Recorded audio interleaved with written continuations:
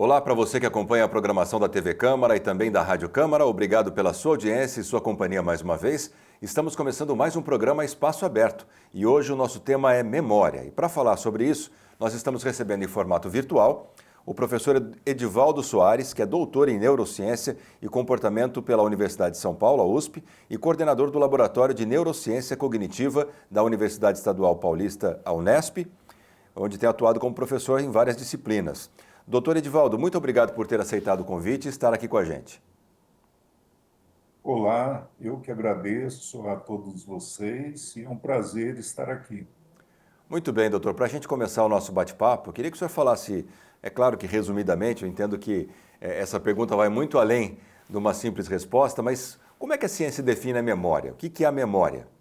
Eu gosto da definição de memória, uma que diz o seguinte: memória é a capacidade de alterar o comportamento em função das experiências passadas. Então, a memória, ela requer algumas fases, né? A fase de aquisição, é quando nós tomamos contato com o mundo, com a realidade, com as coisas. A fase de consolidação, né, quando isso é consolidado no nosso cérebro. E, por último, a fase de recuperação. Então, grosso modo, memória seria isso. Bom, doutor, com relação à memória, né, acho que uma das principais queixas, ela é mais frequente com relação à idade, tem o fator idade e memória. Conforme a pessoa vai ficando mais velha, ela vai perdendo a memória. Tem um dado aqui, inclusive, que até 50% das pessoas que foram pesquisadas relatam, né, depois de uma certa idade, queixar aí de esquecimento, de perda de memória. Por que isso acontece com o ser humano, doutor, do seu ponto de vista? São vários os fatores. Talvez o fator envelhecimento seja até um dos menores fatores. Então, nós temos, em primeiro lugar, com o envelhecimento, nós temos alguns probleminhas em relação aos nossos sentidos. Então, a audição piora um pouquinho, a visão piora um pouco. Então, tudo isso contribui, né, tanto para a formação das memórias como para a recuperação das memórias. E depois vem a questão dos transtornos de humor.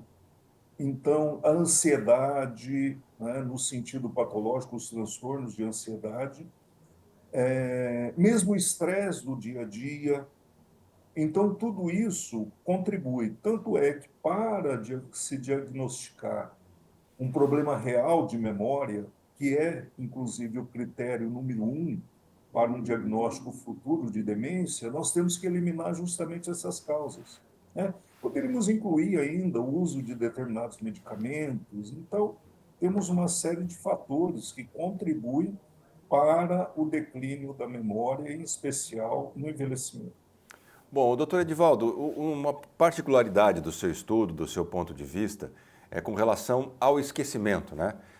Se a gente pegar o ser humano, o comportamento humano, o corpo humano, ele parece uma máquina perfeita mesmo, né? É claro que tem as suas patologias, tem alguns defeitos, vamos dizer assim, mas o esquecimento, a impressão que dá é que ele faz parte desse sistema perfeito, né? Ele não está por acaso no ser humano.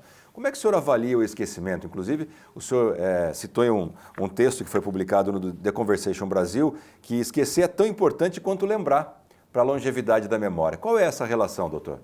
Exatamente. O esquecimento ele faz parte do processamento de memória.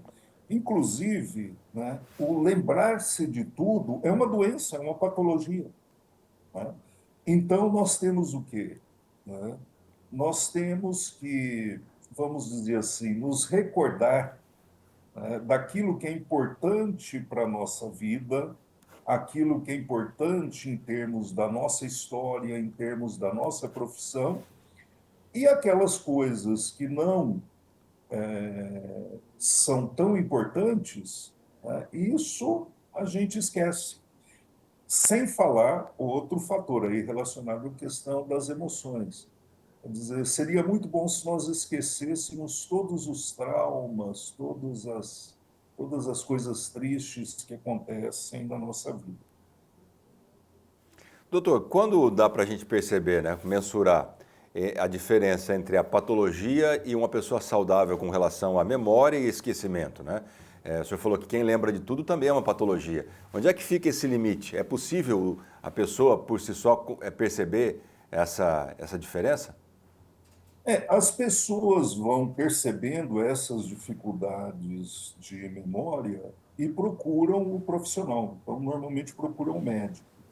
E aí se faz toda uma avaliação, né, em relação, por exemplo, a que tipo de memória realmente que essa pessoa apresenta um determinado déficit. Nós temos diferentes tipos de memória. Se descarta os fatores que nós falamos no início dessa nossa conversa, os fatores, por exemplo, emocionais, então os transtornos de humor, então os transtornos ansiosos, os transtornos depressivos, então tudo isso tem que se descartar para se pensar em alguma patologia relativa à memória. E aí nós já estamos entrando no campo das demências, né? E outros exames, normalmente o profissional ele vai requisitar. Então, às vezes, ele vai requisitar um exame de neuroimagem, uma tomografia, por exemplo, para verificar o nível de perda de massa de células do córtex em determinadas áreas cerebrais e assim por diante. E a pessoa. Mas o limite ele é determinado a partir de vários fatores. Doutor, agora com relação à memória boa, memória ruim, né? Quando a gente fala memória boa, e o senhor disse que aquelas pessoas que lembram de tudo também pode ser uma patologia, quando é que é preciso se preocupar? Existe mesmo a memória boa ou não? A rigor, né, a rigor, toda a memória ela é boa. Por quê? No sentido de que as nossas memórias, elas, além de nos fornecer, né, de marcar a nossa identidade, né, elas também servem o quê? De parâmetro para que nós hajamos sobre o mundo, sobre as coisas. Então, quando nós falamos memórias ruins, é naquele sentido patológico de lembrar absolutamente de tudo, né? O que dificulta, inclusive, a manipulação de informações. Isso é até uma doença raríssima, são poucos casos relatados no mundo. Agora, é óbvio, né? Nós temos memórias ruins na nossa vida. Então, acontecimentos, fatos, são ruins, mas também eles são benéficos. Então, imagine, né, eu me recordar de uma situação ruim, de um evento ruim, é importante para quê? Para que eu evite repetir aquilo no futuro. Então, aqueles erros no futuro, aquelas situações no futuro. Então, por isso que eu digo, a rigor, toda memória ela é boa, né? Talvez o conteúdo dela não seja muito agradável. E quando a gente fala de memória, doutor, logo no começo da entrevista eu falei, o que é memória, né? Para responder isso em alguns minutos é difícil. Mas vamos entender um pouquinho mais. Existe aquela memória vamos chamar de curta duração, não sei se esse é o termo correto, e tem as memórias que permanecem durante toda a vida. Por exemplo, o senhor falou aí de um número de telefone. Se eu ligar para alguém agora, esse número, em via de regra, não vai ficar guardado até o resto da minha vida na minha memória. Como é que funcionam esses sistemas, doutor? As nossas memórias, elas podem ser, vamos assim dizer, classificadas quanto à duração e quanto ao conteúdo. Então, quanto à duração, então nós temos memória de curta e de longa duração, como você mesmo disse. As memórias de curta duração duram o quê? Segundos, minutos. Por exemplo, a questão do número do telefone. Você se lembra dessas informações enquanto você está utilizando a informação. Inclusive, se você for, vamos dizer assim, distraído, você vai esquecer aquela informação. Agora, as memórias de longa duração, não. Elas duram horas, dias, meses, anos, a vida toda. A grande diferença delas em termos neurofisiológicos. As memórias de curta duração, elas não deixam traços. O que isso quer dizer? Elas não geram alteração no nosso cérebro. Já as memórias de longa duração, elas deixam traços, ou seja, elas geram alterações químicas, elétricas no nosso cérebro. Então, determinadas redes de neurônio são reforçados mediante a formação dessas memórias de longa duração. Agora, doutor, com relação a outros tipos de memória, por exemplo, por que o ser humano às vezes pode lembrar de alguma coisa que, na verdade, não existiu na vida dele? Existe esse tipo de memória? Vamos dizer, existe, né? É o que talvez nós, de forma popular, chamaríamos de imaginação. Inclusive, é até uma questão que envolve, muitas vezes, aspecto jurídico. As pessoas podem ser induzidas, né, a se lembrar de uma situação que, na verdade, não existiu. Por isso isso foi muito estudado, por exemplo, relatos de abusos com crianças que as crianças relatam. Então, a forma de se fazer as perguntas, de se conduzir, isso pode fazer com que a criança crie uma memória, uma fantasia que na verdade, não existiu. Então, é possível, sim. Perfeito. Um outro termo que a gente tem, que a gente ouve muito quando é relacionado à memória, é o termo amnésia. A gente falou já das memórias que vão se desgastando durante o tempo, vários fatores, inclusive o estresse, o tipo de vida, né? Mas e a amnésia, que pode inclusive ocorrer num indivíduo saudável, novo, jovem? Como é que é explicado esse processo, doutor? É, a amnésia é definida como a falha ou a falta de memória. E ela pode ser transitória ou pode ser permanente. Então, transitória, né, pode ocorrer desde a infância, né, devido a diversos fatores, né? Nós já comentamos alguns, mas vamos comentar outros. Por exemplo, um trauma, né, um traumatismo craniano.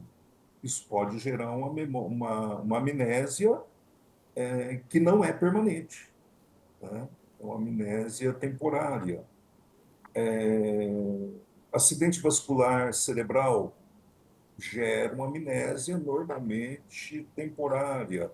Utilização de determinados medicamentos, em especial medicamentos psiquiátricos, pode gerar uma certa dificuldade de memória, né, próxima a uma amnésia.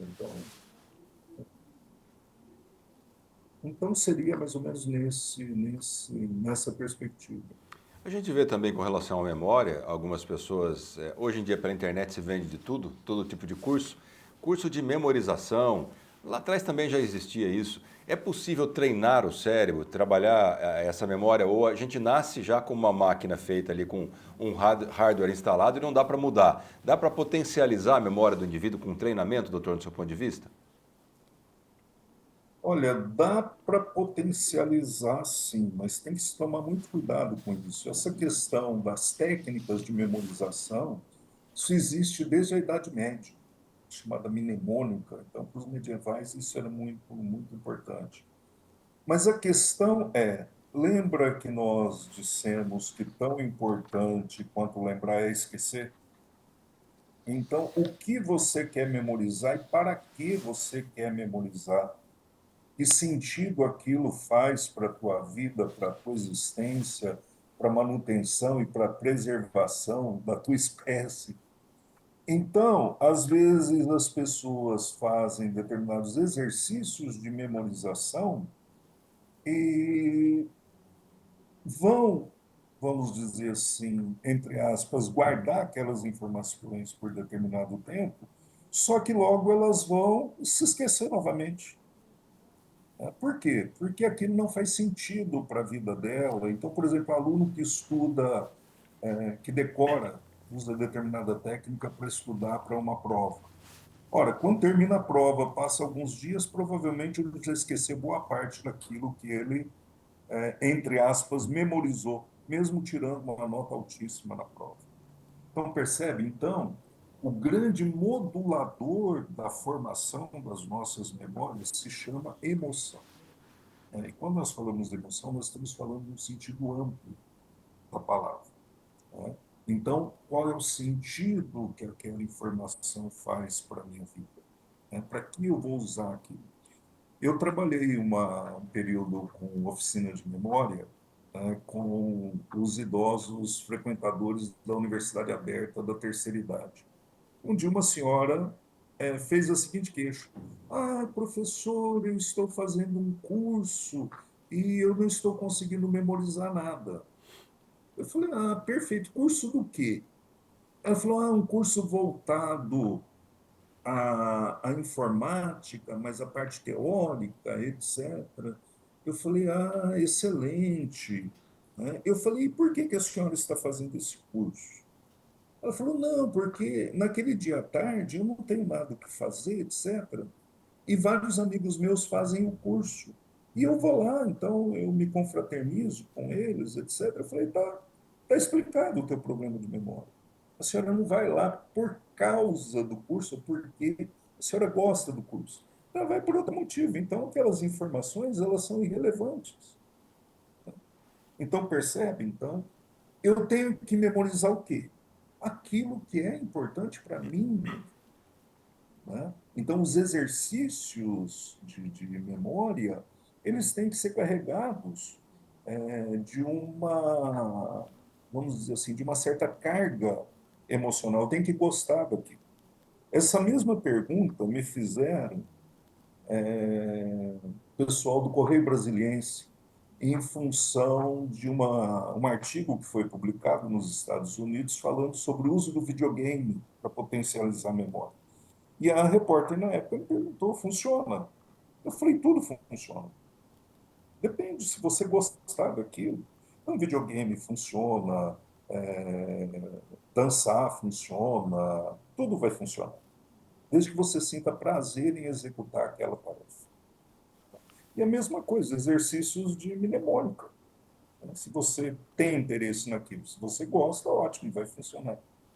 Perfeito, doutor. Isso acho que inclusive explica muito a situação dos alunos, né? Que estão obrigados na escola lá e tem que usar esse termo antigo ainda de decorar para. Não estão lá porque que gostam, né? Claro que agora algumas disciplinas acabam gostando, mas estão lá mais pela obrigação de terem que ter uma formação inicial ali. Acho que explica bastante.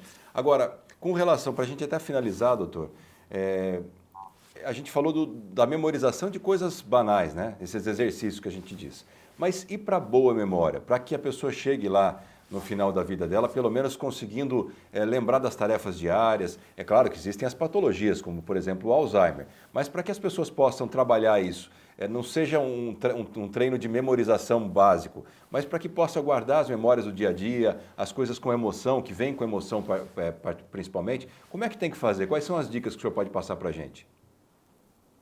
A primeira delas é manter a mente ativa, estar aberto a aprender coisas novas. Eu gosto de uma expressão, ter a coragem de abandonar o caminho da roça. Sabe o que é o caminho da roça? Né? Todo dia você pega o mesmo caminho para ir lá na roça, a mesma trilha, etc. Nunca muda.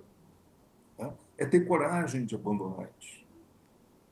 Então, hoje, nós temos a seguinte questão: nós temos, por exemplo, indivíduos com 18, 19 anos, 20 anos, que estão velhos. Indivíduos com 80, com 70, que são jovens. Por quê? Porque tiveram a coragem de abandonar o caminho da roça, procuram aprender coisas novas, se interar. Né? Então, isso é um dos fatores mais importantes, manter a mente ativa. Segundo, a saúde física. Né? Se fala pouco, mas um dos grandes inimigos da nossa memória é, por exemplo, a hipertensão, o colesterol alto, triglicérides. Então, o controle disso é fundamental. Então, o controle da nossa saúde, então, manter a atividade física, manter a mente sempre ativa, uma alimentação correta e, principalmente, evitar aquilo que se chama de solidão. Inclusive, nós estamos até montando um projeto agora sobre a questão de solidão, ensaio clínico, com o pessoal da Faculdade de Medicina, porque também é um dos grandes fatores negativos para a nossa memória, em especial nas pessoas idosas. Tá certo, doutor Edivaldo. Quero agradecer demais a sua participação com a gente aqui, dividir um pouquinho o seu conhecimento. E eu acho que é um tema que a gente pode voltar a falar mais vezes aqui, porque o assunto é complexo. Não dá para resumir em uma entrevista. Então fica aberto o convite ao senhor aqui. Sempre que tiver algum assunto, a gente pode voltar a falar aqui. Quero agradecer mais uma vez a sua participação. Eu agradeço e me coloco à disposição. Quando precisarem, estamos aqui. Muito obrigado e um abraço a todos. Obrigado ao professor Edivaldo e a você que acompanhou essa entrevista pela sua audiência e até a próxima.